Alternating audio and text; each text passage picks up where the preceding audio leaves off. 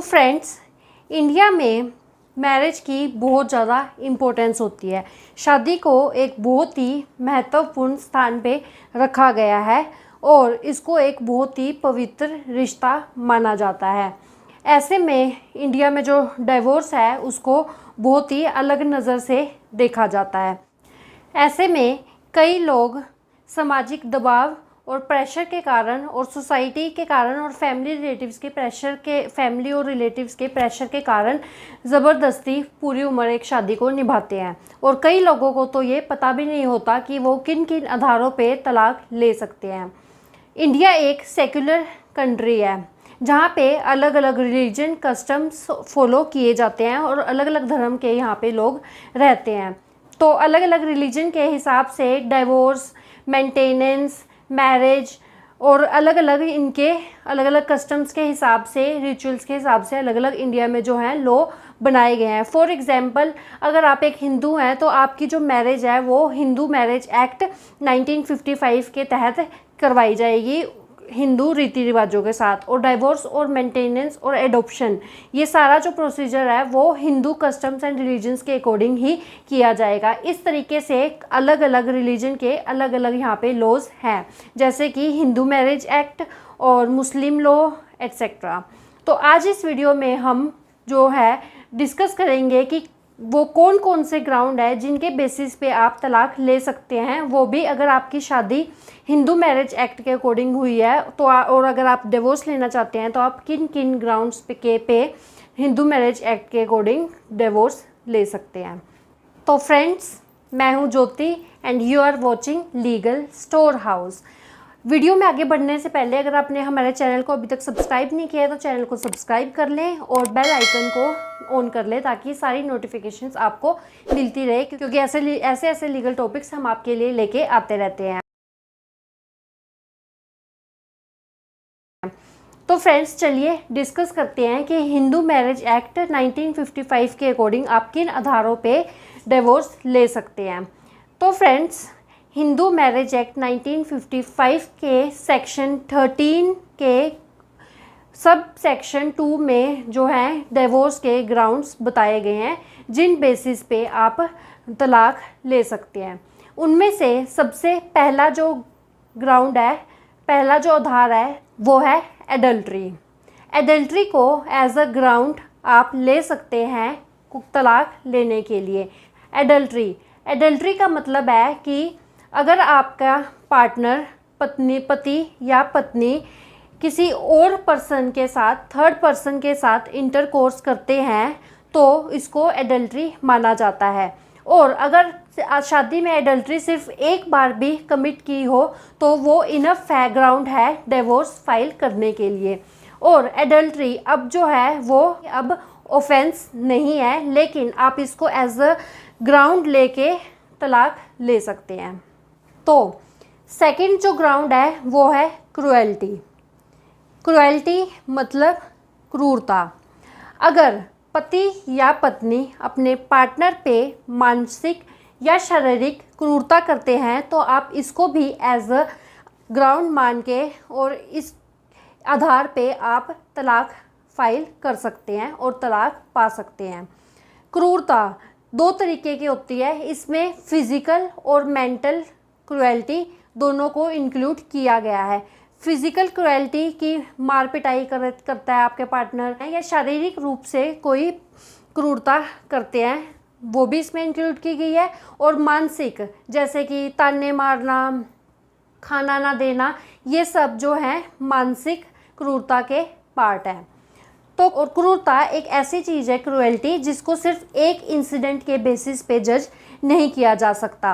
ये एक series of incidents को लेकर ही जज की जा सकती है। सीरीज़ में अगर कोई इंसिडेंट्स हो रहे हैं जैसे कि ताने मारना वगैरह, तो ये जो है क्रुएल्टी मानी जाएगी। क्रूरता का मतलब है कि ऐसी क्रूरता जिससे मानसिक या शारीरिक या फिर आपको जान का खतरा भी हो सकता है। तो क्रुएल्टी को आधार लेकर आप तलाक ले सकते हैं। नेक्स्ट जो ग्राउंड है वो है डेजर्शन, यानी कि अपने पार्टनर को छोड़ देना या उसका परित्याग कर देना। वो भी बिना किसी वैलिड रीज़न के। अगर आपका पार्टनर आपको छोड़ के अपने घर चला जाए तो डेजर्शन के तहत आप इसे एज अ ग्राउंड मान के जो है डिवोर्स फाइल कर सकते हैं। इसमें डेजर्शन का मतलब सिर्फ फिज़िकल डेजर्शन नहीं है, यहाँ पे फिज़िकल और इमोशनल दोनों डेजर्शन, दोनों तरीके के परित्याग को इस इंक्लूड किया गया है। कि फ़िज़िकल तो हम सबको पता है कि जैसे अगर आपकी वाइफ या हस्बैंड अपना जो मैरिटल हाउस है उसको छोड़ के कहीं और रहने लगे तो ये है फिज़िकल डेजर्शन। इसके अलावा है दूसरी कैटेगरी जो है इमोशनल डेजर्शन, कि वो साथ तो रह रहे हैं लेकिन जो है अपने पार्टनर की इमोशनल और मेंटल जो है रिक्वायरमेंट्स को फुलफ़िल नहीं कर रहे और इमोशनल अटैचमेंट नहीं है, तो वो आती है इमोशनल डेजर्शन। इसके आधार पे भी आप डिवोर्स ले सकते हैं, तलाक ले सकते हैं। और डेजर्शन को एज अ ग्राउंड आप तब ले सकते हैं जब आपके पार्टनर आपको 2 या उससे ज़्यादा साल के लिए छोड़े, तभी इसको एज अ ग्राउंड लिया जा सकता है। 2 या 2 साल से अधिक अगर आपका परित्याग किया गया है, आपको छोड़ा गया है फिज़िकली या इमोशनली, तो आप इसको आधार मानकर तलाक ले सकते हैं।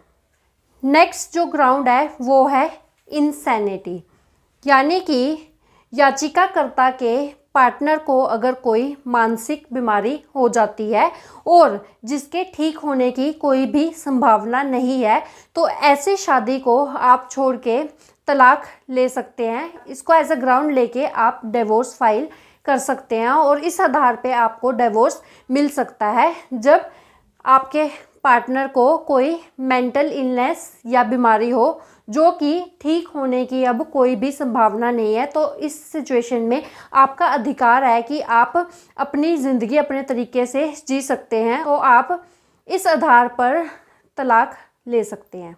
नेक्स्ट ग्राउंड है कन्वर्जन। क्या आपको पता है कि अगर आपके पार्टनर में से कोई एक अपना धर्म बदल ले तो इस बेसिस पे भी आपको तलाक मिल सकता है। मान लो कि आप जो हैं दोनों हिंदू धर्म से हैं और आपकी मैरिज एक्ट के अनुसार शादी हुई है, तो लेकिन शादी के कुछ सालों के बाद कोई एक पार्टनर अपना धर्म चेंज करके कोई और रिलीजन में कन्वर्ट हो जाता है, तो आपकी शादी तो हिंदू मैरिज एक्ट के अकॉर्डिंग वैलिड है, लेकिन अगर आप चाहें तो इसको एज अ ग्राउंड लेके इस आधार पे आप तलाक ले सकते हैं। इस आधार पे भी आपको तलाक मिल सकता है। नेक्स्ट जो ग्राउंड है, 6th ग्राउंड, वो है लिप्रोसी, यानी कि कुष्ठ रोग। पहले के टाइम पे जो है ये लिप्रोसी जो बीमारी है वो बहुत ज़्यादा फैल रही थी और इसका कोई इलाज नहीं था, तो तब ये प्रावधान दिया गया था कि इस आधार पे आप तलाक ले सकते हैं। तो अगर आज के टाइम भी आपके पार्टनर को विनाशी या ना इलाज बीमारी होती है तो आप इस आधार पे जो है तलाक ले सकते हैं। नेक्स्ट जो ग्राउंड है वो है वेनेरियल डिजीज़, यानी कि यौन रोग। अगर आपका पार्टनर यौन रोग से पीड़ित है और वो जो रोग है वो कम्युनिकेबल है, यानी कि एक दूसरे से फैल सकता है, तो ऐसे केस में भी आप इस आधार पे तलाक फाइल कर सकते हैं और तलाक ले सकते हैं। नेक्स्ट ग्राउंड है रेनन्सिएशन, यानी कि त्याग करना। अगर कोई पार्टनर किसी धार्मिक आदेश का पालन करने के लिए संसारिक सारे चीज़ों को छोड़ देता है, उसका त्याग कर देता है, तो ऐसे केस में भी आप डिवोर्स फाइल कर सकते हैं इस आधार पे। यानी कि कल को अगर आपका पार्टनर सन्यासी बनना चाहता है या सेलिबेसी प्रैक्टिस करना चाहता है, तो इस केस में भी आप इस आधार पे तलाक फाइल कर सकते हैं, क्योंकि ऐसी सिचुएशन में आपको भी सामान्य जीवन जीने का अधिकार है। तो इन आधारों पे आप जो है डिवोर्स फाइल कर सकते हैं। तो जो नेक्स्ट ग्राउंड है वो है not heard of being alive. इसका मतलब है कि अगर 7 साल या उससे ज़्यादा किसी इंसान के ज़िंदा रहने की कोई भी खबर अगर आपको नहीं है और वो भी उन लोगों ने उसके इंसान के बारे में नहीं सुना जो उसके आसपास थे और नॉर्मल सिचुएशन में उन लोगों को उस इंसान के बारे में नॉलेज होती है और अगर उन लोगों ने भी उसके ज़िंदा रहने की खबर नहीं सुनी है और 7 साल से ज़्यादा हो चुके हैं, तो ऐसी सिचुएशन में भी आप इस आधार पे तलाक फाइल कर सकते हैं और तलाक पा सकते हैं। ये तो है 9 ग्राउंड्स जिसके बेसिस पे आप डिवोर्स ले सकते हैं। इसके अलावा एक और रीज़न है नॉन रिजम्पशन ऑफ कोहैबिलिटेशन। इसका मतलब है कि कई बार क्या होता है, कोर्ट आपको डिवोर्स नहीं देती है, तलाक नहीं देती है, इसके बजाय वो आपको जो है सेपरेशन डिक्री पास कर देती है। और वो जो सेपरेशन डिक्री है उसके पास होने के अगर 1 साल तक भी जो हैं पार्टनर्स एक साथ नहीं आते हैं, एक साथ नहीं रहने लगते हैं, तो आप इस ग्राउंड पे भी जो है डिवोर्स ले सकते हैं। तो फ्रेंड्स, ये थे सेक्शन 13 के सबसेक्शन 2 में जो ग्राउंड्स कुछ दिए गए हैं जिनके बेसिस पे चाहे वो मेल हो, चाहे वो फीमेल हो, चाहे वो हस्बैंड हो या वाइफ हो, वो जो हैं डिवोर्स ले सकते हैं। ये इन जनरल सभी के लिए ग्राउंड्स हैं कि इन आधारों पे आप जो है तलाक ले सकते हैं। इसके अलावा जो है वाइफ्स के लिए कुछ स्पेशल ग्राउंड्स दिए गए हैं जिस बेसिस पे भी वो तलाक ले सकती हैं। इन 9 ग्राउंड्स के साथ साथ महिलाओं के लिए 4 और स्पेशल ग्राउंड्स हैं जिनके बेसिस पे वो तलाक ले सकती हैं। तो फ्रेंड्स, इसके अलावा जो 4 स्पेशल ग्राउंड्स हैं जिनके बेसिस पे जो वाइफ्स हैं वो डिवोर्स ले सकती हैं और एज अ ग्राउंड उनको यूज़ कर सकती हैं डिवोर्स के लिए, वो हम डिस्कस करेंगे अपनी नेक्स्ट वीडियो में। तो आई होप ये वीडियो आपको यूज़फुल लगी होगी और इससे आपकी कुछ हेल्प हुई होगी। अगर ये वीडियो आपको यूज़फुल और इन्फॉर्मेटिव लगी है तो हमारे चैनल को लाइक, शेयर एंड सब्सक्राइब करना बिल्कुल ना भूलें। ऐसे ऐसे लीगल टॉपिक्स हम आपके लिए लेके आते रहते हैं। तो फ्रेंड्स, तब तक के लिए जुड़े रहिए हमारे चैनल लीगल स्टोर हाउस के साथ।